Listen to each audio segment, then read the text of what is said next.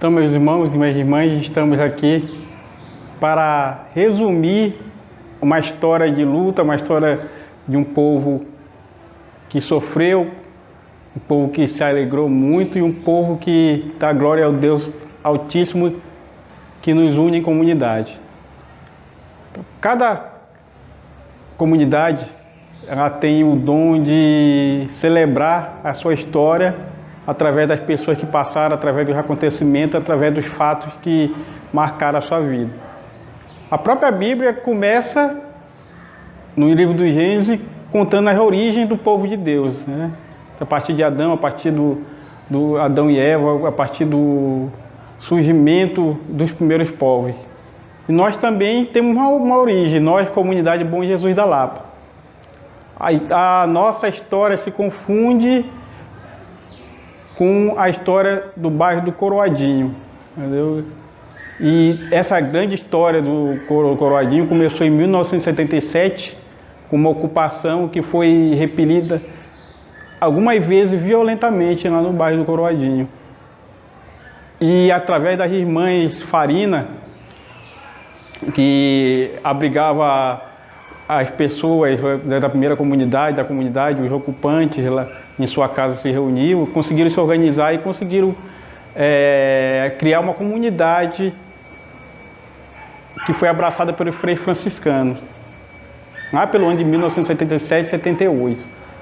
Primeiro foi a atual comunidade Nossa Senhora do Carmo, depois de algum tempo o Frei José, né, que fazia parte da ordem dos freis capuchinhos menores, né, das ordens dos frades menores.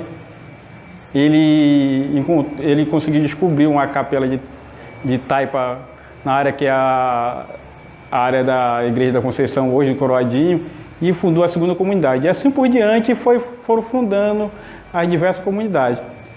E aqui nessa área que a gente conhece como Bom Jesus, a gente já tinha menção com esse nome Bom Jesus. Era uma área muito pouco povoada, né? Tinha alguns sítios, inclusive jornais da época, em 1935, já falava sobre lotes nessa região com esse nome, Bom Jesus.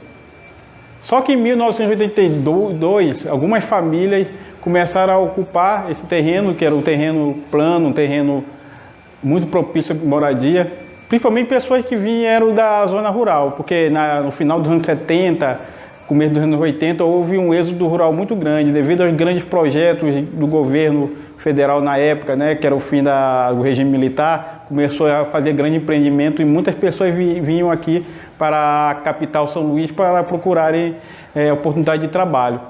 Só que as pessoas viviam em casa alugada, viviam em subcondições de moradia e vendo esse terreno que não tinha aparentemente proprietário, começaram a construir as primeiras casas. Só que pessoas muito influentes alegaram ser dono dessa região aqui, dos terrenos.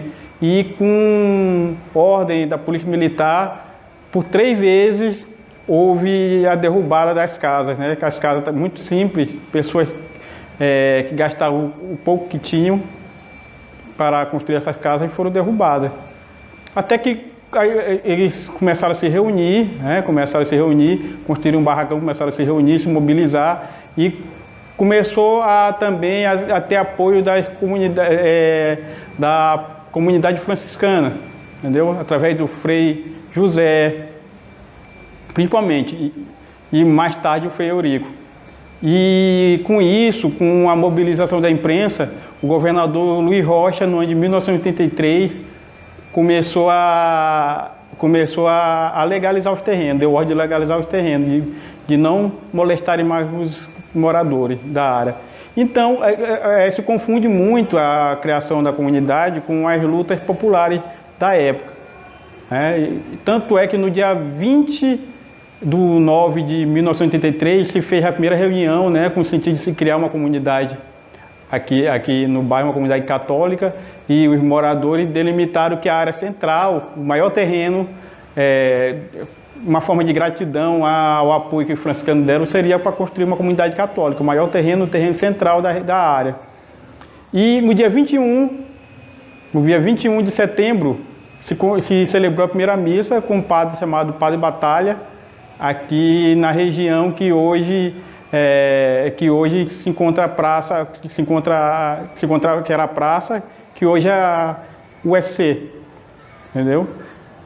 E com o terreno estava delimitado, aí começou a se construir um muro ao redor.